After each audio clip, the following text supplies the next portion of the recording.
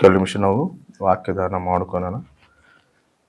ನಾನೊಂದು ಉಪಮಾನ ಹೇಳಿ ಹಂಗೆ ನಾವು ವಾಕ್ಯನಲ್ಲಿ ನಾವು ಮುಂದೆ ಹೋಗೋಣ. ಒಂದು ಪ್ರಾಂತ್ಯದಲ್ಲಿ, ಅಡವಿ ಪ್ರಾಂತ್ಯದಲ್ಲಿ ಒಬ್ಬ ದೇವದೂತನು ಹೋಗ್ತಾ ಇರುವಾಗ ಭಯಂಕರವಾದ ಬಿಸಿಲು. ಆ ಬಿಸಿಲಿಗೆ ಫುಲ್ಲು ಟೈರ್ಡಾಗಿ ಎಲ್ಲಾದರೂ ನಾನು ಸ್ವಲ್ಪ ಆಶ್ರಯ ತಗೊಳೋಣ ಅಂತೇಳಿ ನೋಡ್ತಿರುವಾಗ ಅಡವಿ ಪ್ರಾಂತ್ಯದಲ್ಲಿ ಹೋಗ್ತಿರ್ತಾನೆ. ಅಲ್ಲಿ ಒಂದು 3 ದೊಡ್ಡ ಗಿಡಗಳು ಇರ್ತಾವೆ. ಆ ಗಿಡಗಳು ಹೆಂಗಿರ್ತಾವೆ ಅಂದರೆ ಒಂದಕ್ಕೊಂದು ಜಾಯಿಂಟಾಗಿ ಇರ್ತಾವಲ್ಲ, ನೆರಳು ಎಲ್ಲ ಜಾಯಿಂಟಾಗಿ ಬಂದಿರ್ತವೆ. ಒಂದು 3 ಪಕ್ಕಕ್ಕೆ ಇರ್ತಾವೆ. ಈ ಗಿಡಗಳು ಚೆನ್ನಾಗಿದಾವೆ ಅಂತೇಳಿ ಆ ಗಿಡಗಳು ತಗೋಗಿ ರೆಸ್ಟ್ ತಗೊಂತಾನೆ. ರೆಸ್ಟ್ ತಗೊಂಡ್ರೆ ತಣ್ಣಗಿರ್ತದೆ. ಆವಾಗ ಆ ಗಿಡಗಳು ಕೇಳ್ತಾವೆ, ಏನಾಗೈತೆ ನಿನಗೆ ಅಂತೇಳಿ. ಏನಿಲ್ಲ, ಹಿಂಗೆ ತಿರುಗಿ ಬಂದಿದ್ದೀನಿ, ನಾನು ಆಶ್ರಯ ಬೇಕಂತೇಳಿ ನಾನು ನೋಡ್ತಿರುವಾಗ ನೀವು ನನಗೆ ಆಶ್ರಯ ಕೊಟ್ಟಿದ್ದೀರಿ, ಅದಕ್ಕಾಗಿ ನಿಮಗೆ ನಾನು ಕೃತಜ್ಞನಾಗಿದ್ದೀನಿ. ಸರಿ, ನನಗೆ ಈ ಒಂದು ಸಹಾಯ ಮಾಡಿದಿರಲ್ಲ, ನಿನಗೆ ನಾನು ಏನು ಹೆಲ್ಪ್ ಮಾಡಬೇಕು, ನಿಮಗೆ ನಾನು ಏನು ಹೆಲ್ಪ್ ಮಾಡ್ಬೇಕಂತೇಳಿ ದೂತನ ಕೇಳಿದಾಗ ಈ 3 ಗಿಡಗಳು ಒಂದೊಂದು ಕೋರಿಕೆ ಕೇಳ್ತಾವೆ. 3 ಒಂದೊಂದು ಆಸೆ ಇರ್ತದೆ. ಒಂದು ಗಿಡ ಏನು ಕೇಳ್ತತೆ, ನನಗೆ ಒಂದು ಆಸೆ ಐತೆ, ನನ್ನ ಗಿಡನ ಕಟ್ ಮಾಡಿ ಒಂದು ಬಾಕ್ಸ್ ಟೈಪ್ ನನ್ನ ಮಾಡಿ ಆ ಒಂದು ಬಾಕ್ಸ್ನಾಗ ಫುಲ್ಲು ಐಶ್ವರ್ಯ ಇರ್ಬೇಕು, ಫುಲ್ಲು ದುಡ್ಡು ಇರ್ಬೇಕು, ಫುಲ್ಲು ಸಂಪತ್ತು ಇರ್ಬೇಕು, ಅದನ್ನ ನಾನು ನೋಡ್ಬೇಕು. ಬರೀ ಅಡವಿನಾಗೆ ಇದೀವಿ, ಹೊರಗ ಏನ್ ನಡಕತ್ತ ನಮ್ಗೆ ಗೊತ್ತಿಲ್ಲ. ನನಗೆ ಆ ರೀತಿ ಇರ್ಬೇಕಂತ ಆಸೆ, ನನಗೆ ಇದೊಂದು ಮಾಡಿಕೊಡು ಅಂತೇಳಿ ಕೇಳುತ್ತದೆ.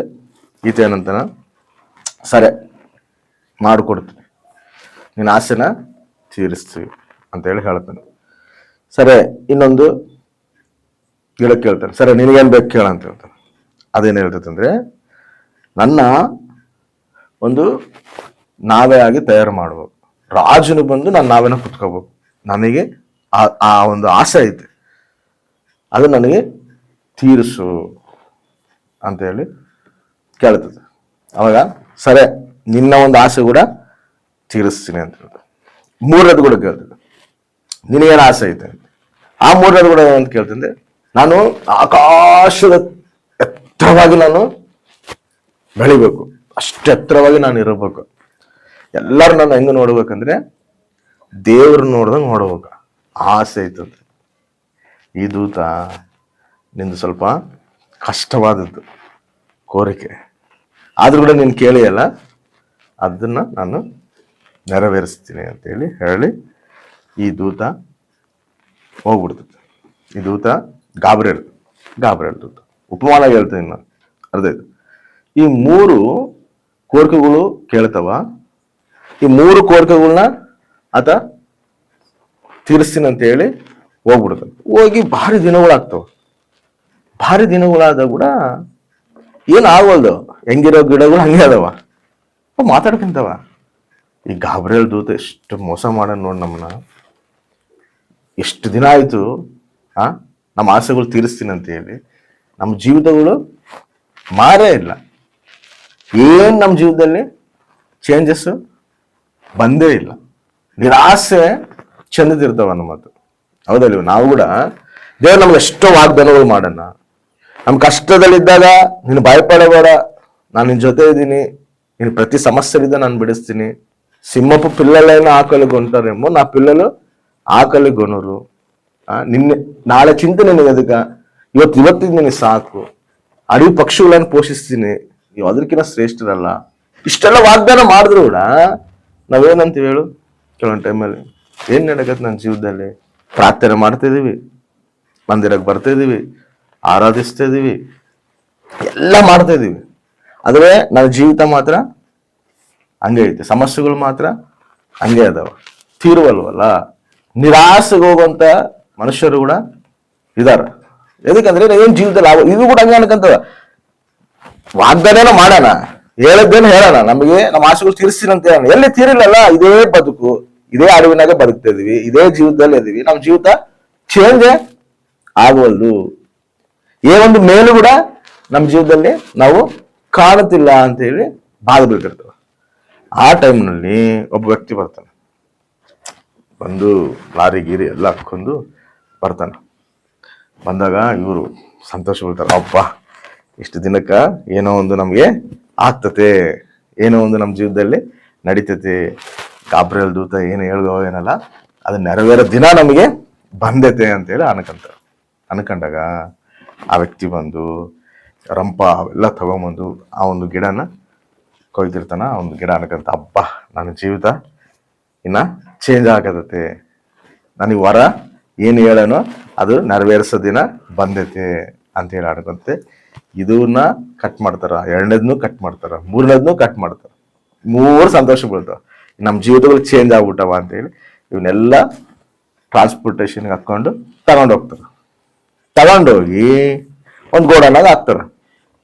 ಆ ಗೋಡನಾಗ ಹಾಕಿದ್ರು ಕೂಡ ಎಷ್ಟು ದಿನಗಳು ನಡೀತಾ ಇದ್ರು ಕೂಡ ಅಲ್ಲಿ ಕೂಡ ಅವ್ರಿಗೆ ಏನ್ ಚೇಂಜ್ ಆಗೋದಿಲ್ಲ. ಅರೆ ಇವ್ರೇನ್ ತಗೊಂಬಂದಾರ, ಇವ್ರು ಇಲ್ಲಿ ಇಟ್ಟಾರ, ಮತ್ತೆ ನಾವು ನಮ್ಮ ಜೀವಿತದಲ್ಲಿ ನೆರವೇರ್ಬೇಕು ಅನ್ಕೊಂಡು ನೆರವೇರ್ತಿಲ್ಲಲ್ಲ ಅಂತೇಳಿ ಬಾಧೆ ಬೀಳ್ತಿರ್ತಾರೆ.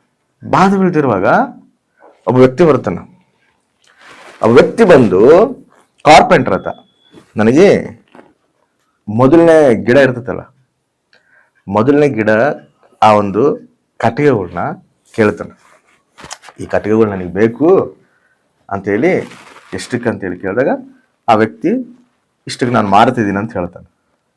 ಮಾರ್ತಿದ್ದೀನಿ ಅಂತ ಹೇಳಿದಾಗ ಈ ವ್ಯಕ್ತಿ ಏನು ಮಾಡ್ತಾನೆ, ಸಂತೋಷ ಪಡ್ತಾನೆ, ಹಬ್ಬ ಇಷ್ಟು ದಿನಕ್ಕೆ ಒಂದು ಫಲಿಸೋ ಒಂದು ದಿನ ಬಂದೈತೆ, ನಾನು ತಗೊಂಡು ಹೋಗ್ತಾರ ನನ್ನ ಒಳ್ಳೆ ರೀತಿಯಲ್ಲಿ ನನ್ನ ಗಾಬ್ರಿಯಲ್ ದೂತ ಏನು ಹೇಳ ಅದು ನನ್ನ ಜೀವನದಲ್ಲಿ ನೆರವೇರ್ತ ಅಂತ ಅನ್ಕಂತಾನೆ. ಸರಿ ಅಂತೇಳಿ ಆ ವ್ಯಕ್ತಿ ಏನು ಮಾಡ್ತಾನ, ಅವನ್ನೆಲ್ಲ ಕೊಂಡ್ಕೊಂಡು ಸೀದಾ ಕರ್ಕೊಂಡೋಗಿ ತಗೊಂಡೋಗಿ ಅದನ್ನೇನು ಮಾಡ್ತಾನೆ ಗೊತ್ತಾ, ದನಗಳ ಗೋಧಿಲು ಮಾಡ್ತಾನೆ. ಆ ದನಗಳ ಗೋಧಿಲು ಕಟ್ತಾನೆ. ಕಟ್ಟಿದಾಗ ಅದೆಷ್ಟು ಬಾಧೆ ಬೀಳ್ತೈತಂದ್ರೆ, ಅರೆ ನಾನು ಏನು ಅನ್ಕೊಂಡಿನಿ, ನಾನೇನು ಕೋರಿನಿ, ನನ್ನ ತುಂಬ ಐಶ್ವರ್ಯ ಇರಬೇಕು, ಸಂಪತ್ತಿರಬೇಕು, ದುಡ್ಡಿರಬೇಕು ಅಂತೇಳಿ ನಾನು ಕೋರಿನಿ. ಆದರೆ ನನಗೇನು ಕೊಟ್ಟನ, ಈ ಒಂದು ದನದು ಗೋಧಿಲನ್ನು ಕೊಟ್ಟನಲ್ಲ. ಈ ಕಡೆ ತಿರುದ್ರೆ ದನ, ಈ ಕಡೆ ತಿರುದ್ರೆ ಶಗಿನಿ ವಾಸನ. ಎಂತ ಮೋಸ ಮಾಡ್ಯಾನಂದ್ರೆ ಗಾಬ್ರಿಯಲ್ ದೂತ ನಮ್ಮನ್ನ. ನಾವು ಕೋರಿಕೆ ಏನು, ನಮ್ಮ ಜೀವಿತ ಏನು, ನಮ್ಗೆ ಮಾಡಿರೋ ವಾಗ್ದಾನ ಏನು, ನಮ್ಮ ಬ್ರತಿಕೇನು, ವಾಸನ ಬದುಕು. ಅಂತ ಒಂದು ಸಮಯದಲ್ಲಿ ಒಬ್ಬ ವ್ಯಕ್ತಿ ಸಣ್ಣ ಕೂಸನ್ನು ಹಿಡ್ಕೊಂಡು ಎತ್ಕೊಂಡು ಆ ಗೋಧಲಿಗೆ ಬರ್ತಾನ. ಬಂದು ಆ ಗೋಧಲಿನಲ್ಲಿ, ಆ ಶಗಿನಿ, ಆ ವಾಸನದಲ್ಲಿ, ಆ ಒಂದು ಪ್ರಾಂತದಲ್ಲಿ ಆ ಮಗುನ ಮಲಸೋಕ್ ಬರ್ತಾನೆ. ಅವಾಗ ಇದೇನ್ ಅನ್ಕೊಂಡಿರ್ತತೆ ಹೇಳು, ಅರೆ ನಾನೇ ದರಿದ್ರ ಅನ್ಕೊಂಡ್ರೆ ಇವನು ನನಗಿಲ್ಲ ದರಿದ್ರ ಇದ್ದಾಗ, ನಾನು ಇವನಿಗಿರೋ ಮನೆ ಕೂಡ ಇಲ್ಲ, ಇವನಿಗೆ ತಗೊಂಬಂದು ಈ ಮಗುನ ಈ ಒಂದು ವಾಸನದಲ್ಲಿ, ಈ ಒಂದು ಗಲೀಜಿನಲ್ಲಿ, ಈ ಒಂದು ಪಾಪದಲ್ಲಿ ತಗೊಂಡು ಬಂದು ಮನಸ್ತದನಲ್ಲ. ನನ್ನ ಬ್ರತಿಕೆ ಹೆಂಗೈತಂದ್ರೆ ಇವನು ನನಕಿನ ಇದ್ದಂಗೆ ಅದನ್ನಲ್ಲ ಅಂತೀರ. ಆ ಸಮಯದಲ್ಲಿ ಸ್ವಲ್ಪ ಸಮಯ ಆದ್ಮೇಲೆ ಅವ್ರ ತಾಯಿ ಹೊರಗೆ ಬಂದು ನಿಂತ್ಕೊಂತಾಳ. ಎಲ್ಲರೂ ಬರ್ತಿರ್ತಾರ, ಪ್ರಜೆಗಳೆಲ್ಲ ಬರ್ತಿರ್ತಾರ, ಕುರುಬರೆಲ್ಲ ಬರ್ತಿರ್ತಾರ. ಏನು ಏನು ಏನಾಗೈತೆ ಅಂದ್ರೆ, ಅಮ್ಮ ಇಲ್ಲಿ ಒಬ್ಬ ರಕ್ಷಕನು ಹುಟ್ಟಾನಂತ. ಆಮೇನ್ ಹಾಲೆಲೂಯ. ಇಲ್ಲಿ ಒಬ್ಬ ರಕ್ಷಕನು ಹುಟ್ಟಾನಂತ. ಆ ರಕ್ಷಕನ ನಾವು ನೋಡಕ್ ಬಂದೀವಿ. ಈ ಕಟ್ಟಿಗೆ ಅನ್ಕೊಂಡ್ ಯಾ ರಕ್ಷಕನು, ಇಲ್ಲ ಯಾ ರಕ್ಷಕನದನ, ಇಲ್ಲ ಯಾರದಾರ ಅಂತೇಳಿ ನೋಡಕ್ ಬಂದಾರ ಇವರು ಅಂತೇಳಿ ಅನ್ಕೊಂತಿರ್ತದೆ. ಜ್ಞಾನಿಗಳು ಕೂಡ ಹುಡ್ಕೊಂಡ್ ಬರ್ತಾರ. ಜ್ಞಾನಿಗಳು ಹುಡ್ಕೊಂಬಂದು ಕೂಡ ಕೇಳ್ತಾರಲ್ಲಿ. ನೋಡ್ರಿ, ಅದನ್ನ ಓದಿಸ್ತೀನಿ. ಲೂಕಾಸು ವಾರ್ತೆ 2ನೇ ಅಧ್ಯಾಯ 10ನೇ ವಚನ. ಆ ದೂತನು ಅವರಿಗೆ, ಹೆದರಬೇಡಿರಿ, ಕೇಳಿರಿ, ಜನರಿಗೆಲ್ಲ ಮಹಾ ಸಂತೋಷವನ್ನುಂಟು ಮಾಡುವ ಶುಭ ಸಮಾಚಾರವನ್ನು ನಿಮಗೆ ತಿಳಿಸುತ್ತೇನೆ. ಅದೇನೆಂದರೆ ಈ ಹೊತ್ತು ನಿಮಗೋಸ್ಕರ ದಾವೀದನೂರಿನಲ್ಲಿ ಒಬ್ಬ ರಕ್ಷಕನು ಹುಟ್ಟಿದ್ದಾನೆ. Amen, hallelujah. ದಾವೀದ ಊರದಲ್ಲಿ ಒಬ್ಬ ರಕ್ಷಕನು ಹುಟ್ಟಾನ. ಆ ಹುಟ್ಟಿರೋ ಆ ರಕ್ಷಕನು ಎಲ್ಲಿದಾನ? ಈ ಗೋಧಿಲಲ್ಲಿದಾನ. ನನ್ನ ಜೀವಿತವೇ ವ್ಯರ್ಥ, ನನ್ನ ಜೀವಿತವೇ ವೇಸ್ಟ್, ನನ್ನ ಬದುಕೇ ವೇಸ್ಟ್ ಅನ್ಕೊಂತಿರೋ ಅಂತ ವ್ಯಕ್ತಿ ಹತ್ರ ಈ ರಕ್ಷಕನು ಬಂದನು. ಆಮೇನ್. ನೋಡ್ರಿ, ಇನ್ನೊಂದು, ಈ ಕುರುಬರು ಬರ್ತಾರ, ಅವ್ರ ತಾಯಿ ಅಲ್ಲಿ ನಿಂತಲ್ಲ, ಅವ್ರು ಹೋಗಿ ಆ ತಾಯಿಗೆ ಮೊಕ್ಕರ, ಅಮ್ಮ ನೀನು ಧನ್ಯರಾಳೆ, ಯಾಕಂದ್ರೆ ಲೋಕ ರಕ್ಷಕನು ನಿನ್ನ ಗರ್ಭದಲ್ಲಿ ಹುಟ್ಟಾನಂದ್ರೆ ನೀನು ಎಷ್ಟೋ ಧನ್ಯನು. ನಿನ್ನ ನಾವು ಗೌರವಿಸ್ತೀವಮ್ಮ, ಆದ್ರೆ ನಾವು ನಿನ್ನ ಪೂಜಿಸೋಕೆ ಬಂದಿಲ್ಲ. ಪೂಜಿಸೋಕೆ ಅರುಣ್ ಯಾರಂದ್ರೆ ಲೋಕ ರಕ್ಷಕನು. ದಾವೀದ ಊರದಲ್ಲಿ ಒಬ್ಬ ಲೋಕ ರಕ್ಷಕನು ಹುಟ್ಟಾನ, ಆ ರಕ್ಷಕನ ನಾವು ಪೂಜಿಸೋಕೆ ಬಂದೇವಿ. ಆಮೇಲೆ ಅನೇಕರು ಏನ್ ಮಾಡ್ತಾರೆ ಹೇಳು, ತಾಯಿನ ಪೂಜಿಸ್ತಾರ, ತಾಯಿನ ಆರಾಧಿಸ್ತಾರ. ಆಕೆ ಎಷ್ಟು ಧನ್ಯರಾಳು, ಅರ್ಥ ಆಯ್ತು? ಅದಕ್ಕೆ ನಾವು ಆಕಿನ ನಾವು ಪೂಜಿಸ್ತೀವಿ, ಆಕಿನ ನಾವು ಆರಾಧಿಸ್ತೀವಿ ಅಂತೇಳಿ ಆರಾಧಿಸ್ತಾರ. ಜಾತ್ರೆಗಳು ಮಾಡ್ತಾರ, ಸೀರೆಗಳು ತಗೊಂಡೋಗಿ ಕಟ್ತಾರ. ಎದಕ್ಕಂದ್ರೆ ನೋಡ್ರಿ, ಜ್ಞಾನಿಗಳು ಕೂಡ ಬರ್ತಾರ. ಜ್ಞಾನಿಗಳು ಕೂಡ ಬಂದು ಕೂಡ ಜ್ಞಾನಿಗಳು ಗಿಫ್ಟ್ಸು, ಈ ಸಾಂಬ್ರಾಣಿ, ರಕ್ತಬಲಿ ಇವೆಲ್ಲ ತಗೊಂಬಂದು ಯಾರಿಗೆ ಅರ್ಪಿಸ್ತಾರ?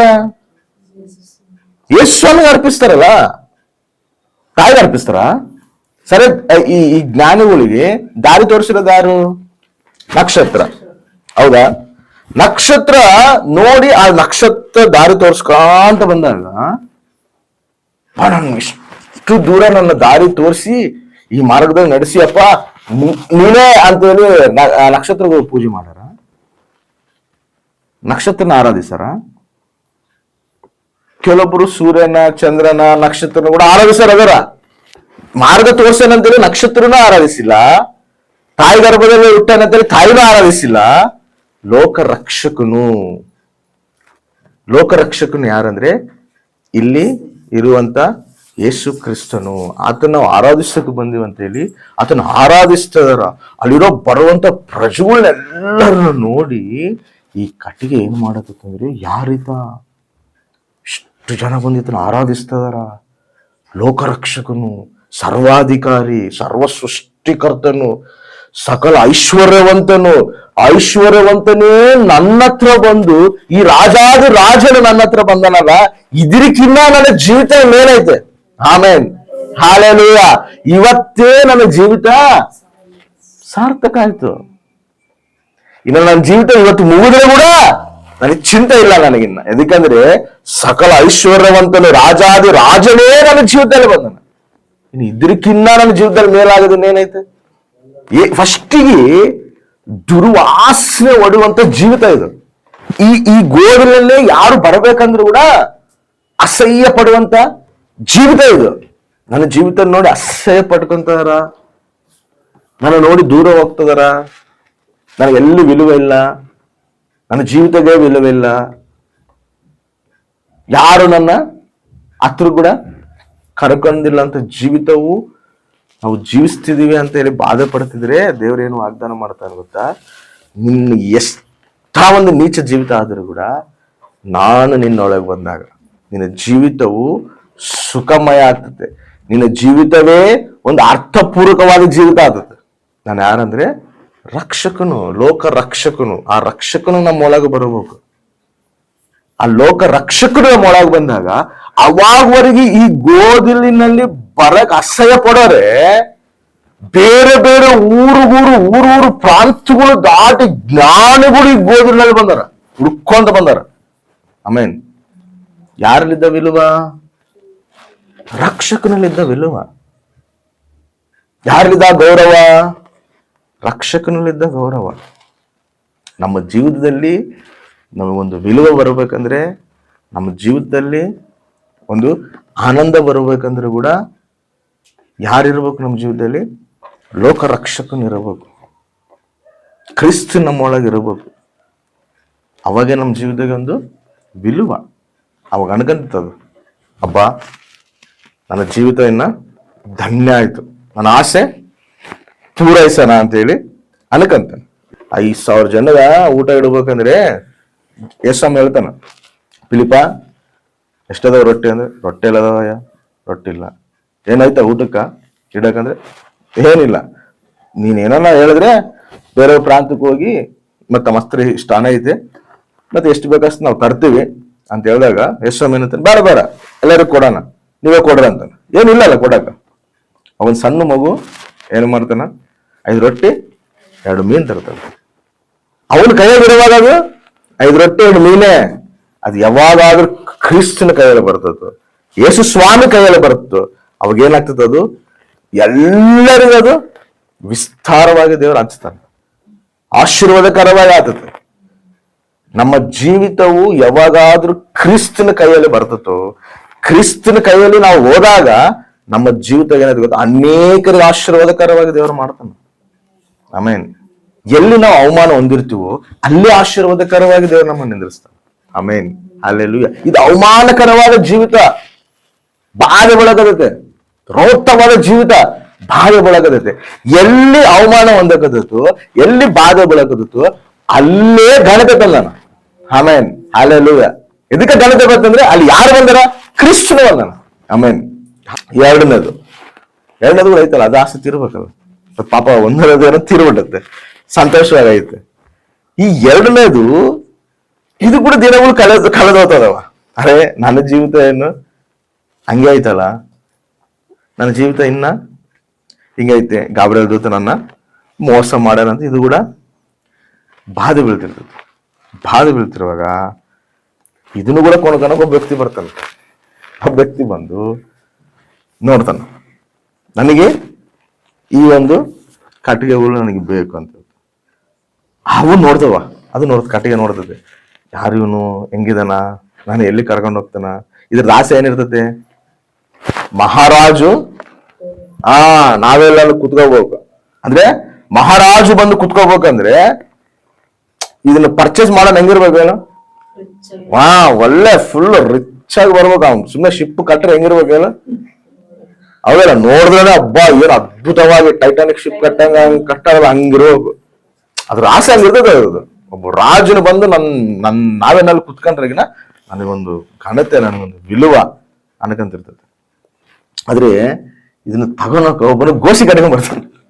ಅದು ನೋಡ್ತೈತೆ, ಅರೆ ಇವನು ಗೋಸಿ ಕಟ್ಕೊಂಡ್ ಬಂದಾನ, ನನ್ನ ಕರ್ಕೊಂಡೋಗಿ ಏನ್ ಮಾಡ್ತಾನೆ ಏನು, ಏನ್ ಮಾಡ್ತಿರ್ತಾನೆ ಏನು, ಮೀನ್ ಹಿಡ್ಕೊನ ತಗೊಂಡೋಗಿ ಸಣ್ಣ ದೋಣಿ ಮಾಡಿ ಮೀನುಗಳು ಇಡಕ ಅದನ್ನ ತಗೊಂಡೋಗ್ತಿರ್ತಾನ.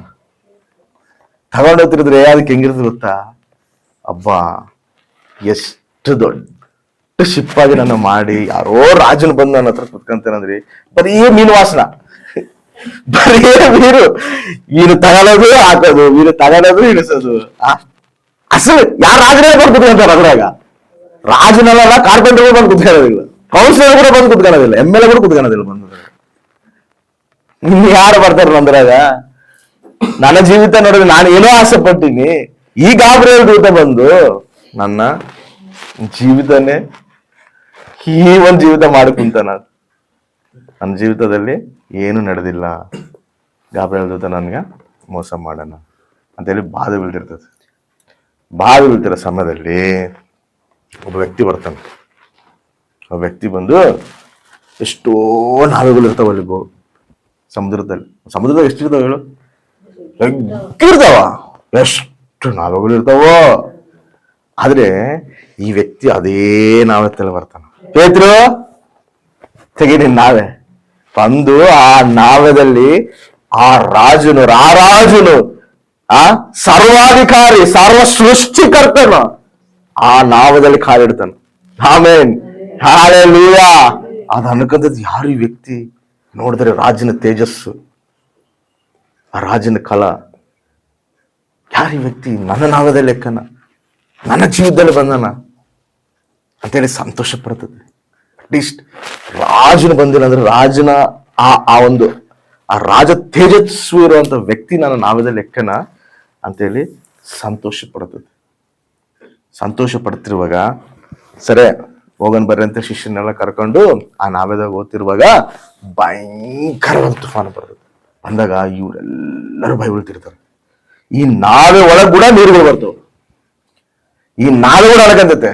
ಇನ್ನು ಮುಗಿತು ನನ್ನ ಜೀವಿತ, ನಾನೇನೋ ಆಸೆ ಪಟ್ಟಿದ್ದೆ, ನಾನೇನೋ ಅನ್ಕೊಂಡಿದ್ದೆ, ಈ ತುಫಾನು ಇದೆಲ್ಲ ಬಂದು ನನ್ನ ನಾವೆಯನ್ನು ಕೂಡ ನೀರುಗಳು ಬಂದುಬಿಟ್ಟವ, ನನ್ನ ಜೀವಿತನೇ ಮುನಿಗೋಯ್ತು, ನನ್ನ ಜೀವಿತನೇ ಮುಗಿದೋಯ್ತು ಅಂತೇಳಿ ಬಾಧೆ ಬೀಳ್ತಿರುವಾಗ ಯೇಸು ಸ್ವಾಮಿ ಹೋಗಿ ಅಲ್ಲಿ ಮಕ್ಕೊಂಡಿರ್ತಾನೆ, ಅಮರತಲ್ಲಿ ಹೋಗಿ ಮಕ್ಕೊಂಡಿರ್ತಾನೆ. ಈ ಶಿಷ್ಯರು ಬಂದು, ಅಯ್ಯ ನಿನಗೆ ಚಿಂತೆ ಇಲ್ಲ, ನಾವಿಲ್ಲಿ ನಶಿಸೋದಿವಲ್ಲ, ನಿನಗೆ ಚಿಂತೆ ಇಲ್ಲ, ನೀನು ಆರಾಮ್ಸೆ ಮಕ್ಕಂಡಿ ಅಲ್ಲಯ್ಯ ಅಂತೇಳಿ ಎದ್ದಾಳಿಸ್ತಾರೆ. ಎದ್ದಾಳಿಸಿದಾಗ ಅವಾಗ ಯೇಸು ಸ್ವಾಮಿ ಎದ್ದು ನೋಡ್ತಾನ, ಅಲೆಗಳು ಎಲ್ಲ ಎಗ್ರಿ ಎಗ್ರಿ ಎಗ್ರಿ ಎಗ್ರಿ ನಾವದೆಲ್ಲ ನೀರು, ಸಮುದ್ರ ನೀರು ತುಂಬಿಕೊಂಡು ಇನ್ನೇನೇ ಇವ್ರಿನ್ನ ನಾಶನ ಆಗ್ತಾರೇನೋ ವಾತಾವರಣ ಇರ್ತತೆ. ಅವಾಗ ನಿಂತು ಸಮುದ್ರನ, ಆ ಅಲೆಗಳನ್ನ, ಆ ಗಾಳಿನ ಗದ್ದಿಸ್ತಾನ. ಆಮೇನ್, ಹಲ್ಲೆಲೂಯಾ. ಆತನ ಗದ್ದಿಂಪಿಗೆ ಪ್ರತಿಯೊಂದು ಹಂಗೆ ಸಮಾಧಾನಕರವಾಗಿ ನಿಂತದ್ದು. ಅವಾಗ ಅನ್ಕಂತದ್ದು, ಯಾರು ಈ ವ್ಯಕ್ತಿ? ಆಕಾಶವು, ಸಮುದ್ರವು, ಗಾಳಿ ಈತನ ಮಾತಿಗೆ ಕೇಳಿ ಲೋಬಡ್ತದಲ್ಲ, ವಿಧೇಯರಾಗ್ತದಾರಲ್ಲ. ಯಾರೀ ವ್ಯಕ್ತಿ? ಈ ಅಧಿಕಾರ ಯಾರಿಗೈತೆ? ಸರ್ವೋನ್ನತನಾದ ರಾಜಿಗೆಲ್ಲ ಇರೋದು, ರಾರಾಜಿಗೆಲ್ಲ ಇರೋದು, ಸರ್ವ ಸೃಷ್ಟಿಕರ್ತರಿಗೆಲ್ಲ ಈ ಅಧಿಕಾರ ಇರೋದು. ನನ್ನ ಜೀವಿತ ಧನ್ಯಕರವಾಗತ್ತೆ. ಸರ್ವೋನ್ನತನಾದ ದೇವರೇ ನನ್ನ ನಾಮದಲ್ಲಿ ಬಂದಾನ. Amen, hallelujah. ನೋಡ್ರಿ, ಅಷ್ಟುವರೆಗೂ ನನ್ನ ಜೀವಿತನೇ ಮುಗಿದೋಯ್ತು. ಇನ್ನ ಈ ಅಲೆಗಳು, ಈ ಸಮುದ್ರವು, ಈ ನೀರು ನನ್ನ ನಾಶ ಮಾಡ್ತತೆ, ಇನ್ನ ಜೀವಿತನೇ ನಂದು ಮುಗಿದೋಯ್ತು ಅನ್ನುವಂಥ ಸಂದರ್ಭದಲ್ಲಿ ಯೇಸು ಸ್ವಾಮಿ ಲೋಕ ರಕ್ಷಕನ ನಾವದಲ್ಲಿದ್ದಾಗ ಆ ನಾವೇ ಕಾಪಾಡಲ್ಪಡ್ತದೆ. ನಮ್ಮ ಜೀವಿತದಲ್ಲಿ ಕೂಡ ಎಷ್ಟೋ ಸಮಸ್ಯೆಗಳು ನಮಗೆ ಬಂದಾಗ ನಮಗೆ ಅದೇ ಅನಿಸೋದು, ಈ ಸಮಸ್ಯೆಲಿದ್ದ ನಾನು ಹೊರಗೆ ಬರಕ ಆಗೋದಿಲ್ಲ, ಈ ಸಮಸ್ಯೆ ನನ್ನ ನಾಶನ ಮಾಡ್ತತೆ, ಈ ಸಮಸ್ಯೆ ನನ್ನ ಕುಟುಂಬನ ನಾಶನ ಮಾಡ್ತತೆ, ನನ್ನ ಜೀವಿತನ ನಾಶನ ಮಾಡ್ತತೆ ಅನ್ನೋ ಭಯ ಅದರಿಂದ ಏನಾಗ್ತದೆ ಹೇಳು? ಜೀವಿತನೇ ಮುಗಿದೈತಿನ. ಇನ್ನು ಇದ್ರಾಗಿದೆ ನಮ್ಗೆ ಯಾವ ದಾರಿ ಕೂಡ ನಮಗೆ ಸಿಗುವಲ್ದು, ಎಲ್ಲಿಗಂದ್ರೆ ಎಲ್ಲಿ ಕಾಣುವಲ್ದು, ಎಲ್ಲ ಮೇಲೆ ಮೇಲೆ ಮೇಲೆ ಮೇಲೆ ಬಂದು ಕುಂದಿರ್ತದ ಪ್ರತಿ ಪ್ರಾಬ್ಲಮ್ಸ್. ಇದ್ರಾಗಿದೆ ನಾನು ಹೆಂಗ್ ಹೊರಗೆ ಬರಕಾಗ್ತದೆ? ಕೆಲವೊಬ್ರು ಇರ್ತಾರ, ಎಷ್ಟು ಕುಟುಂಬನ ಕಾಪಾಡ್ಕೋಬೇಕು, ಕುಟುಂಬನ ಕಟ್ಕೋಬೇಕು ಅಂತೇಳಿ ಹೋಗ್ತಿರುವಾಗ ಕೆಲವೊಂದು ಟೈಮ್ನಲ್ಲಿ ಮಕ್ಕಳೇ ತಿರುಗಾಟ ಮಾಡ್ತಾರೆ. ಗಂಡನು ಸರಿಯಾಗಿ ಅರ್ಥ ಮಾಡ್ಕೊನ ಗಂಡನು ಇರೋದಿಲ್ಲ. ಗಂಡು ಹುಡುಗ ಅಂತೇಳಿ ಮಕ್ಕಳನ್ನ ಇದು ಮಾಡಿದ್ರೆ ಅವನು ಚಟ್ಟಭ್ಯಾಸಿಗೆ ಬಾನಿಸನಾಗಿ ಕುಟುಂಬಕ್ಕೆ ವ್ಯತಿರೇಕವಾಗಿ ನಿಂದಿರ್ತಾನೆ. ಅವಾಗ ತಾಯಿ ಏನ್ ಮಾಡ್ಬೇಕು? ಗಂಡ ಅಂತೇಳಿ ಇದು ಮಾಡಿದ್ರೆ ಗಂಡನು ಕೂಡ ಸರಿಯಾದ ಜೀವಿತ ಇರೋದಿಲ್ಲ. ಸರಿ ಬಿಡು, ಮದುವೆ ಹುಟ್ಟಲ್ಲ, ಒಂದು ಗುಟ್ಟಾಗಿರ್ತಾಳ ಅಂದ್ರೆ ತಾನು ಕೂಡ ವ್ಯತಿರೇಕವಾಗಿ ನಿಂತಬಹುದು. ಯಾಕಂದ್ರೆ ಕೆಲವೊಬ್ರು ಏನ್ ಮಾಡ್ತಾರೆ ಗೊತ್ತಾ, ಸ್ವಲ್ಪ ವಯಸ್ಸು ಬಂದ್ಬಿಟ್ಟದ ಅನ್ಕೋ, 18, 19 ವಯಸ್ಸು ಬಂತಿದ್ರೆ ಈ ಹುಡುಗರು ಕೂಡ ತಿರುಗುಬಾಟು ಮಾಡ್ತಾರೆ. ಎಲ್ಲಿ ಕಾಣ್ತಾರೆ ಗೊತ್ತಾ? ಪೊಲೀಸ್ ಸ್ಟೇಷನ್ ಕಾಣ್ತಾರೆ. ನಮ್ಗೆ ವಯಸ್ಸಾಗತ್ತೆ, ನಮ್ಮ ಇಷ್ಟ. ಟಿವಿಯನ್ಗೆ ನನ್ನ ಕೇಳೋದು, ಇಷ್ಟು ವರ್ಷ ಬೆಳೆಸಿ ಸಾಕಿ ಮಾಡಿ. ಅವಾಗ ಹಿಂಗೆ ಒಂದ್ಸರಿ ಒಬ್ಬ ಕುಟುಂಬನ ಕಟ್ಕೊಂಡು ಹೋಗ್ಬೇಕಂತೇಳಿ ತಾಯಿ ಎಷ್ಟೋ ಪ್ರಯಾಸ ಪಡ್ತಿರುವಾಗ, ತನ್ನ ಗಂಡನ ಮಾತು ಕೇಳ್ತಿರ್ದಿರುವಾಗ, ತನ್ನ ಮಗನ ಮಾತು ಕೇಳ್ತಿರುವಾಗ, ಮಗಳು ಕೂಡ ವ್ಯತಿರೇಕವಾಗಿದ್ದಾಗ ತನ್ನ ತಾಯಿ ಏನ್ ಮಾಡ್ತಾಳಂದ್ರೆ, ಇನ್ನು ಇಷ್ಟು ವ್ಯತಿರೇಕ ಬಂದೈತೆ, ಇಷ್ಟು ಕುಟುಂಬ ವ್ಯತಿರೇಕ ಆಗ್ಬಿಟ್ಟೈತಿ, ನನ್ನ ಕುಟುಂಬ ಮಾರುವಂಥ ಪರಿಸ್ಥಿತಿ ನನಗೆ ಎಲ್ಲಿ ಕಾಣ್ತಿಲ್ಲ, ಇನ್ನು ನಾನು ಯಾರ ಸಲ ಬದುಕಬೇಕು, ಇನ್ನು ಯಾರ ಸಲ ನಾನು ಜೀವಿಸ್ಬೇಕು? ಗಂಡ ಅಂದ್ರೆ ಗಂಡ ಇಡ್ಸ್ಕೋವಲ್ಲ, ಮಕ್ಕಳು ಅಂದ್ರೆ ಮಕ್ಕಳು ತಿರುಗಾಟ ಮಾಡ್ಯಾರ, ಇನ್ನು ನಾನು ಬದುಕದೆ ವೇಸ್ಟು, ನಾನು ಬದುಕಬಾರ್ದು, ಇನ್ನು ನಾನು ಸಾಯ್ಬೇಕು, ಸಾಯನ ಅಂತೇಳಿ ತಾನು ಏನ್ ಮಾಡ್ತಿರ್ತಲ್ಲ, ಒಂದು ವಿಷ ಬಾಟ್ಲ್ ಹಿಡ್ಕೊಂಡು ದೂರ ಹೋಗಿ ಆ ಹೊಲದಾಗ ಹೋಗಿ ಸಾಯನ ಅಂತೇಳಿ ಹೋಗ್ತಿರ್ತಾನಂತ. ಹೋಗ್ತಿರುವಾಗ ಅಲ್ಲೇ ಸ್ವಾರ್ಥ ಇಟ್ಟಿರ್ತಾರೆ. ಆ ಸ್ವಾರ್ಥ ಸೌಂಡು ಆಕಿ ಕೇಳಿಸ್ತಿರ್ತದೆ. ಈ ಯೇಸು ಸ್ವಾಮಿ ಬಂದು ಇಡ್ತಾರ, ನನಗೆ ಈ ಸಾಂಗ್ಗಳು ಕೇಳಕ್ಕೆ ನನಗೆ ಆಗೋದಿಲ್ಲ, ನಾನು ಪ್ರಶಾಂತವಾಗಿ ಸಾಯ್ಬೇಕು ಅನ್ಕಂತೀನಿ, ಈ ಟೆನ್ಷನ್ಗಳಾಗಿದ್ದ ನನಗೆ ಈ ಜೀವಿತನೇ ಬೇಡ, ಯಾರು ನನ್ನ ಮಾತು ಕೇಳ್ಬಾರ್ದು, ಇವು ಇಷ್ಟಾನುಸಾರಗಳು ಜೀವಿಸ್ತಾರ, ನನ್ನ ಜೀವಿತ ಎಲ್ಲ ನಾಶನ ಆಗ್ಬಿಟ್ಟೈತೆ, ಇನ್ನು ನಾನು ಯಾರ ಸಲ ಬದುಕಿದ್ರೆ ಕೂಡ ವೇಸ್ಟ್ ನನ್ನ ಜೀವಿತ ಅಂತೇಳಿ ಹೋಗಿ ಸಾಯ್ಬೇಕಂತೇಳಿ ಇನ್ನೂ ಸ್ವಲ್ಪ ದೂರ ಹೋಗ್ತಾರೆ, ಕೇಳಿಸ್ದಿಲ್ಬೇಕಂತ. ಅಲ್ಲಿ ಹೋಗಿ ಕುತ್ಕೊಂಡು ಇನ್ನು ವಿಷ ತೆಗೆದು ಕುಡಿಬೇಕು ಅನ್ನೋ ಸಮಯದಲ್ಲಿ ಮತ್ತೆ ಅಲ್ಲಿ ಕೂಡ ಆ ವಾಯ್ಸ್ ಕೇಳಿಸ್ತಿರ್ಬೇಕಂತ, ಅವನ ಸಾಂಗ್ ಕೇಳಿಸ್ತದೆ. అవసరాన్ని బట్టి అగ్ని వంటి శ్రమలు కలుగుచున్నవని కలత చెందబోకు. నీవు నమ్మిన దేవుడు నమ్మదగినవాడు, శోధనలో నిన్ను ವಿಡಿಚಿಪೆಟ್ಟಿಪೋಡು. ಏನು ಮಾಡ್ತಾರ? ಆ ಹಾಡು ಕೇಳಿ ಆ ಮಾತನ್ನ ಗ್ರಹಿಸಿ ತಾನೇನು ಮಾಡ್ತಾಳೆ ಅಂದರೆ, ನನ್ನ ದೇವರು ಕೈ ಬಿಡೋದಿಲ್ಲ, ಪ್ರತಿ ಶ್ರಮದಲ್ಲಿ ನನ್ನ ಜೊತೆ ಇರ್ತಾನ ಅಂತೇಳಿ ಆ ವ್ಯಕ್ತಿ ಆ ಮಾತನ್ನ ಕೇಳಿ ಯಾವಾಗಾದ್ರೂ ಆ ಮಾತನ್ನ ಗ್ರಹಿಸಿ ಯೇಸು ಸ್ವಾಮಿನ ತನ್ನ ಜೀವಿತದಲ್ಲಿ ಅಂಗೀಕರಿಸ್ತಾಳೋ ಅವಾಗ ಏನ್ ಮಾಡ್ತಾಳೆ ಅಂದ್ರೆ ತನ್ನ ಒಂದು ಆಲೋಚನೆ ಬದಲಾಯಿಸ್ಕೊಂತಾಳೆ, ತನ್ನ ಜೀವಿತನ ಬದಲಾಯಿಸ್ಕೊಂತಾಳೆ. ಸಾಯ್ಬೇಕು, ನನ್ನ ಜೀವಿತ ಮುಗೀತು, ಇನ್ನು ನಾನು ಯಾರ ಸಲುವಾಗ ಬದುಕೋಕೆ ನನಗೆ ಇಷ್ಟನೇ ಇಲ್ಲ, ನನ್ನ ಜೀವಿತವನ್ನ ಮಾರೋದಿಲ್ಲ, ನನ್ನ ಕುಟುಂಬ ಮಾರೋದಿಲ್ಲ ಅನ್ನೋ ಪರಿಸ್ಥಿತಿನಲ್ಲಿ ಇದ್ದ ವ್ಯಕ್ತಿನ ದೇವರು ತನ್ನ ಜೀವಿತದಲ್ಲಿ ಬಂದು ತನ್ನ ಜೀವಿತನೇ ದೇವರು ಮಾರಿಸ್ತಾರೆ. ಆಮೇನ್, ಹಲ್ಲೆಲೂಯಾ. ಅರ್ಥೈತೆ? ನಾವು ಅನ್ಕೊಂತೀವಿ ಅಷ್ಟೇ, ನನಗೆ ಎಲ್ಲಿ ದಾರಿ ಕಾಣ್ತಿಲ್ಲ, ಸಮಸ್ಯೆಗಳೆಲ್ಲ ಬರ್ತದವ, ಈ ಪ್ರಾಬ್ಲಮ್ಲಿಂದ ನನಗೆ ಹೊರಗೆ ಬರೋಕ್ಕಾಗೋದಿಲ್ಲ, ಈ ಪ್ರಾಬ್ಲಮ್ಲಿಂದ ನನಗೆ ಎಲ್ಲಿ ಕೂಡ ನನಗೆ ಮಾರ್ಗ ಸಿಗೋದಿಲ್ಲ, ಇನ್ನು ನಾನು ಒಂದ್ಸರಿ ಯಾರನ್ನ ಮಾತು ಕೇಳೋದಿಲ್ಲ. ನಾವೇನು ಭಕ್ತಿ ಜೀವಿತದಲ್ಲಿ ಹೋಗ್ತಿರ್ತೀವಿ, ಭಕ್ತಿ ಜೀವಿತದಲ್ಲಿ ನಾವು ನಡೀತಿರ್ತೀವಿ. ಕೆಲವೊಂದು ಟೈಮ್ನಲ್ಲಿ ಮಕ್ಕಳು ಎದುರಾಗ್ತಾರ, ಕೆಲವೊಂದು ಟೈಮ್ ಕುಟುಂಬ ಎದುರಾಗ್ತದೆ. ಅವ್ ಹೆಂಗಿರ್ತದೆ ಹೇಳು?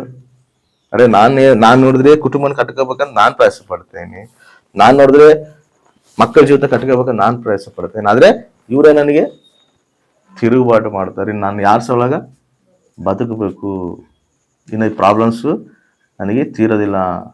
ನಮಗೆ ಇವೆಲ್ಲದನ್ನು ತೀರಿಸುವಂತ ದೇವರು ನಮಗೆ ಅದನ್ನು. ಆಮೇನ್, ಹಲ್ಲೆಲೂಯಾ. ಈ ಸಮಸ್ಯೆಲಿಂದ ಬಿಡಿಸಿ ಕಟ್ಟ ಮೊತ್ತ ಮಾರ್ಚೆಗಳ ದೇವರು ನಮಗೆ ಅದನ್ನು. ಆಮೇನ್, ಹಲ್ಲೆಲೂಯಾ. ಹೌದಾ ಇಲ್ಲ? ಇದು ಕೂಡ ಹಂಗೆ ಬಾಧೆ ಬೀಳ್ತಿರ್ತದೆ. ಇನ್ನು ಸಾಯುವಂತ ನನ್ನ ಪರಿಸ್ಥಿತಿನ ಮುಳುಗೋಗ್ತದೆ, ಇನ್ನ ಈ ಶ್ರಮಗಳು, ಈ ತುಫಾನುಗಳು ಇವೆಲ್ಲ ಬಂದು ನನ್ನ ಜೀವಿತನೇ ಮುಳುಗೋಂಗ್ ಮಾಡಕತ್ತೆ ಅಂತ ಹೇಳಿ ಇದ್ದಾಗ ಕೂಡ ಅಲ್ಲಿ ಯಾರು ಇರ್ತಾರ? ಲೋಕರಕ್ಷಕನ ಇರ್ತಾನ, ಕ್ರಿಸ್ತನ ಇರ್ತಾನ. ಇದ್ದಾಗ ಆ ಸಮಸ್ಯೆನೆಲ್ಲ ತೊಳಗಿಸಿ ಏನು ಮಾಡ್ತಾನ? ಮತ್ತೆ ನಾವೇನ ನಿಂದಿರಿಸ್ತಾನ, ಈತ ಜೊತೆಗಿದ್ದು ನಡೆಸ್ತಾನ. ಆಮೇನ್.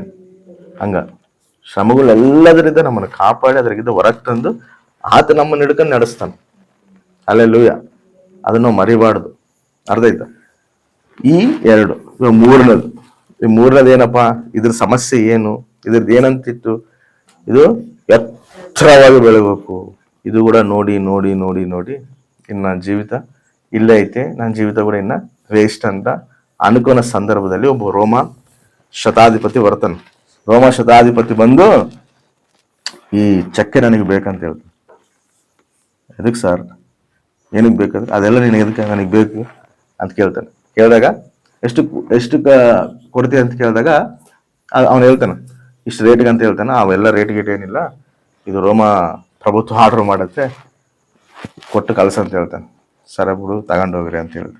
ಏನು ತಯಾರು ಮಾಡ್ಬೇಕು ಸರ್ ಅಂತ, ಒಂದು ಸ್ಟ್ರೇಟಾಗಿ ಇದು ಮಾಡಿ ಒಂದು ಅಡ್ಡ ಹಾಕಿ ನನಗೆ ಕೊಡು, ಸಿಲುವೆ ಮಾಡಿಕೊಡು. ಒಬ್ಬನ ನಾವು ಸಿಲುವೆಗೆ ಹಾಕಬೇಕು ಅಂತೇಳಿ ಹೇಳುತ್ತೆ. ಅವಾಗ ಈ ಕಟ್ಟಿಗೆ ಅನ್ಕಂತದ್ದು ಹೇಳು, ಸಿಲುವೆಗೆ ಯಾರು ಹಾಕ್ತಾರೆ? ಪಾಪಿಗಳನ್ನ ಸಿಲುವೆಗೆ ಹಾಕ್ತಾರೆ, ದೃಷ್ಟನ ತಗೊಂಡೋಗಿ ಸಿಲುವೆಗೆ ಹಾಕ್ತಾರೆ, ಮೋಸಗಾರನ ತಗೊಂಡೋಗಿ ಸಿಲುವೆಗೆ ಹಾಕ್ತಾರೆ. ಅದೇನು ಅನ್ಕಂತೈತೆ ಹೇಳು? ಅರೆ ನಾನು ನೋಡೋದು ಎಷ್ಟೋ ಎತ್ತರ ಬೆಳಿಬೇಕು ಅನ್ಕಂಡೆ, ನನ್ನ ಜೀವಿತ ಎಷ್ಟೋ ಉನ್ನತವಾಗಿರ್ಬೇಕಂತ ಆಸೆ ಪಟ್ಟೆ. ಇವಾಗ ನನ್ನ ತಗೊಂಡೋಗಿ ಸಿಲುವೆ ಮಾಡಿ ಯಾವನೋ ದ್ರೋಹಿನ ತಗೊಂಬಂದು ನನಗೆ ಸಿಲುವೆಗೆ ಹಾಕ್ತಿರೆ, ಏನು ನನ್ನ ಜೀವಿತ ಅಂತೇಳಿ ಅನ್ಕೊಂತಿರ್ತದೆ. ಸಿಲುವೆ ಮಾಡಿ ತಗೊಂಡೋಗಿ ಯೇಸು ಸ್ವಾಮಿಗೆ ಓರಿಸ್ತಾರೆ. ಯೇಸು ಸ್ವಾಮಿಗೆ ಓರಿಸಿದಾಗ ಯೇಸು ಸ್ವಾಮಿ ನೋಡ್ತದೆ, ಯಾರಿ ವ್ಯಕ್ತಿ ಏನು ಪಾಪ ಮಾಡ್ಯಾನ, ಏನು ದ್ರೋಹ ಮಾಡ್ಯಾನ, ಯಾರಿಗೆ ಮೋಸ ಮಾಡ್ಯಾನ, ಎದಕ್ಕೆ ಇದನ್ನ ಸಿಲುವೆಗೆ ಹಾಕ್ತದಾರ ಅಂತೇಳಿ ನೋಡ್ತಿರುವಾಗ ಯೇಸು ಸ್ವಾಮಿನ ಕೊಡಲಿದ್ದ ಹೊಡಿತಿದ್ರೆ ಯೇಸು ಸ್ವಾಮಿ ಮೌನವಾಗಿ ಬರೆಸ್ತಿರ್ತಾನೆ. ಅದು ಅನ್ಕೊಂತೈತೆ, ಅರೆ ಇಷ್ಟು ಏಟುಗಳು ಹೊಡಿತಾ ಇದಾರಲ್ಲ, ಇಷ್ಟು ಮೌನವಾಗಿ ಹೆಂಗೆ ಬರೆಸ್ತಾನಿತ, ಇಷ್ಟು ಮೌನವಾಗಿ ಹೆಂಗಿದಾನಿತ. ಅದ್ರ ಬೇರೆ ಯೇಸು ಸ್ವಾಮಿ ಆ ಏಟುಗಳು ಬೀಳ್ತಿರೋ ಸಮಯದಲ್ಲಿ ಒಬ್ಬ ವ್ಯಕ್ತಿ ಬರ್ತಾನೆ. ಆ ವ್ಯಕ್ತಿಗೆ ಶಿಲುವೆ ನೋಡಿಸ್ತಾರ, ಸೀಮೋನ್ನ.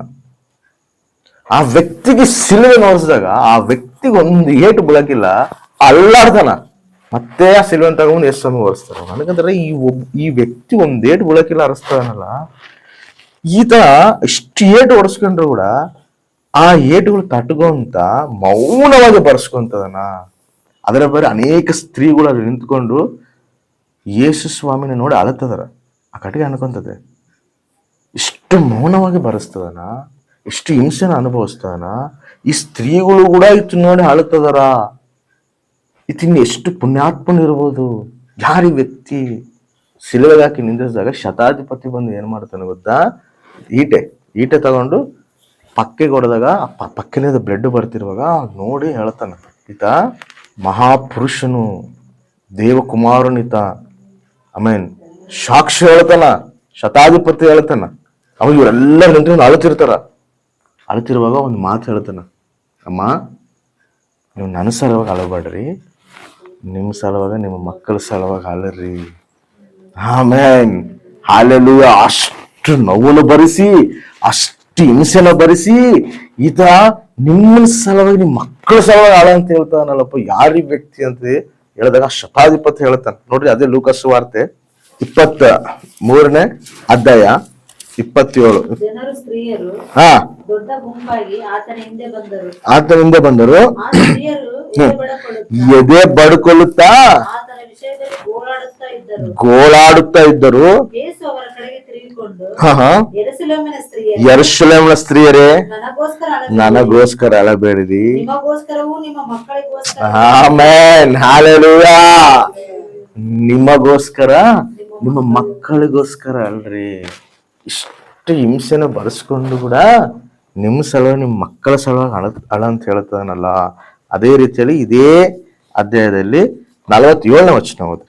ಶತಾಧಿಪತಿಯು ನಡೆದ ಸಂಗತಿಯನ್ನು ನೋಡಿ ಈ ಮನುಷ್ಯನು ಸತ್ಪುರುಷನೇ ನಿಜ ಎಂದು ದೇವರನ್ನು ಆಮೆನ್. ಈ ಮನುಷ್ಯನು ಸತ್ಪುರುಷನೇ ಸರಿ, ಸತ್ಪುರುಷನಿತ, ದೇವಾದಿ ದೇವನು, ರಾಜಾದಿ ರಾಜನು, ಸರ್ವ ಸೃಷ್ಟಿಕರ್ತನು, ಸರ್ವಾಧಿಕಾರಿ ಅಂತೇಳಿ ಅಂದಾಗ ಈ ಕಟ್ಟಿಗೆ ಆತನ ಸಿಲುವೆಗೆ ಹಾಕಿ ಆ ಸಿಲುವೆನಲ್ಲಿ ಯೇಸು ಸ್ವಾಮಿ ಮರಣಿಸಿದಾಗ ಈ ಸಿಲುವೆನ ನೋಡಕ್ಕೆ ಎಲ್ಲರೂ ಬರ್ತಾರೆ. ಎತ್ತರದಲ್ಲಿ ಇರ್ತಾನ. ಈ ಸಿಲುವೆನ ಬಂದು ಏನ್ ಮಾಡ್ತಾರೆ? ಎಲ್ಲರೂ ಮುದ್ದಿಟ್ಕೊಂತಾರ, ಸಿಲುವೆನ ನೋಡ್ತಾರ. ಯೇಸು ಸ್ವಾಮಿ ಈ ಸಿಲುವೆನಲ್ಲಿ ಬಲಿ ಆಗನಲ್ಲ. ಅದಕ್ಕೆ ಯೇಸು ಸ್ವಾಮಿ ಕೂಡ ಅಷ್ಟು ಆ ಮಾತಂತಾನ, ನಿಮ್ಮ ಸಲುವಾಗಿ, ನನ್ನ ಸಲುವಾಗಿ ಅಳಬೇಡ್ರಿ, ನಿಮ್ಮ ಮಕ್ಕಳ ಸಲುವಾಗಿ ಅಲ್ರಿ, ಕುಟುಂಬ ಸಲುವಾಗಿ ಅಲ್ರಿ. ಅರ್ಥ ಆಯ್ತಾ? ನಾವು ಕುಟುಂಬಗಳ ಸಲುವಾಗಿ ಪ್ರಾರ್ಥನೆ ಮಾಡಬೇಕು, ಕುಟುಂಬ ರಕ್ಷಣೆ ಸಲುವಾಗಿ ಪ್ರಾರ್ಥನೆ ಮಾಡಬೇಕು, ಮಕ್ಕಳ ರಕ್ಷಣೆ ಸಲುವಾಗಿ ಪ್ರಾರ್ಥನೆ ಮಾಡಬೇಕು. ಅದೇ ಹೇಳೋದು ಯೇಸು ಸ್ವಾಮಿ. ನಿಮ್ಮ ಮಕ್ಕಳ ರಕ್ಷಣೆಗೆ ಅಲ್ರಿ, ನಿಮ್ಮ ಕುಟುಂಬ ರಕ್ಷಣೆಗಾಗಿ ಅಲ್ರಿ. ಯಾವಾಗಾದ್ರೂ ಈ ಕಟ್ಟಿಗೆ ಯೇಸು ಸ್ವಾಮಿನ ಓರ್ತತೋ ಅವಾಗ ವಿಲೋವ ಬರ್ತದೆ. ಅವಾಗ ಅನ್ಕಂತೈತಿ, ಅಯ್ಯೋ ಲೋಕ ರಕ್ಷಕನೇ ನನ್ನ ಹತ್ರ ಬಂದ, ಲೋಕ ರಕ್ಷಕನೇ ನನ್ನ ಹತ್ರ ಇದ್ದಾನೆ, ಇನ್ನು ಇದಕ್ಕಿನ್ನ ಉನ್ನತವಾದದ್ದು ಏನೈತಿ, ಇದಕ್ಕಿನ್ನ ಆಶೀರ್ವಾದಕರವಾದದ್ದು ಏನೈತಿ ನನಗೆ? ಈ 3 ಕೋರಿಕೆಗಳು ಕೂಡ ತೀರ್ತಾವ. ಸತ್ತು ಅದಲ್ಲೇ ಸಮಾಧಿ ಆಗಿಲ್ಲ, ಮತ್ತೆ ಸತ್ತು ಪುನರುತ್ಥಾನ ಆಗದ್ದ. Amen, hallelujah. ಪುನರುತ್ಥಾನನಾಗದ್ದಿ ಸಜೀವನಾಗಿ ನಾನು ಜೀವವುಳ್ಳ ದೇವರು, ನಾನೇ ಮಾರ್ಗವು ಸತ್ಯವು ಜೀವವಾಗಿನಿ. ಪುನರುತ್ಥಾನ ಶಕ್ತಿಲಿದ್ದನೇ ನಾವು ಆತ್ಮದಲ್ಲಿ ಬಲಪಡಕ್ಕಾಗ್ತದೆ. ನಾವು ಆತ್ಮದಲ್ಲಿ ಬಲಪಡಬೇಕು, ಆತ್ಮದಲ್ಲಿ ಸ್ಥಿರಪಡಬೇಕು, ನಾವು ಎಲ್ಲವೂ ದೇವ್ರ ಚಿತ್ತಾನುಸಾರ ನಡ್ಕೋಬೇಕು ಅಂದ್ರೂ ಕೂಡ ಪುನರುತ್ಥಾನ ಶಕ್ತಿ. ಅರ್ಥ ಆಯ್ತಾ? ಆತ ಸತ್ತು ಅಲ್ಲೇ ಇದ್ದಿದ್ರೆ ಆ ಶಕ್ತಿ ನಮ್ಮಲ್ಲಿ ಇರ್ತಿದ್ದಿಲ್ಲ, ನಾವು ಯಾವುದೂ ಜಯಿಸಕ್ ಆಗ್ತಿದ್ದಿಲ್ಲ, ನಮ್ಮ ಶರೀರ ಕ್ರಿಯೆಗಳು ಕೂಡ ಜಯಿಸಕ್ ಆಗ್ತಿದ್ದಿಲ್ಲ, ನಮ್ಮ ಲೋಕ ಆಶೆಗಳು ಕೂಡ ಜಯಿಸಕ್ ಆಗ್ತಿದ್ದಿಲ್ಲ. ಈ ಲೋಕ ಆಸೆನ, ಈ ಶರೀರ ಆಸೆನ ಸಮಸ್ತನ ಜಯಿಸ್ಬೇಕಾದ್ರೆ ಪುನರುತ್ಥಾನ ಶಕ್ತಿ ನಮ್ಮಲ್ಲಿ ಇರಬೇಕು. Amen, hallelujah. ಅದಕ್ಕೆ ನಿನ್ನ ನೇಡು ನಿರಂತರಂ ಏಕರೀತಿಗ ಉನ್ನವ. ದೇವರ ಆತ್ಮಶಕ್ತಿ ನಾವು ಹಿಡ್ಕೊಂಡು ನಡೆಯುವಂಥವ್ರಾಗಿರ್ಬೇಕು. Amen, hallelujah. ಅರ್ಥ ಆಯ್ತಾ? ಯಾವುದಕ್ಕೂ ಭಯಪಡುವಂಥವ್ರಾಗಿರ್ಬೋದು. ದೇವ್ರು ನಮ್ಮ ಪಕ್ಷದ, ದೇವ್ರು ನಮ್ಮ ನಡೆಸುವಾತ. ಎಂಥ ಸಮಸ್ಯೆ ಇರಲಿ, ಎಂಥ ಬಾಧೆ ಇರಲಿ, ಮುಳುಗೋ ಪರಿಸ್ಥಿತಿ ಇರಲಿ, ನಮ್ಮ ಜೀವಿತದಲ್ಲಿ ಕ್ರಿಸ್ತ ಇದಾನಂದ್ರೆ ಅವನ್ನೆಲ್ಲದನ್ನು ಜಯಿಸ್ತಾನೆ. ಆಮೇನ್. ಜಯಿಸುವಂತೆ ಮಾಡ್ತಾನ, ಅನೇಕರ ಮುಂದೆನೆ ನಮ್ಮನ್ನು ತಲೆಯಾಗಿ ನಿಂದ್ರಿಸ್ತಾನೆ. ಹಲ್ಲೆಲೂಯಾ.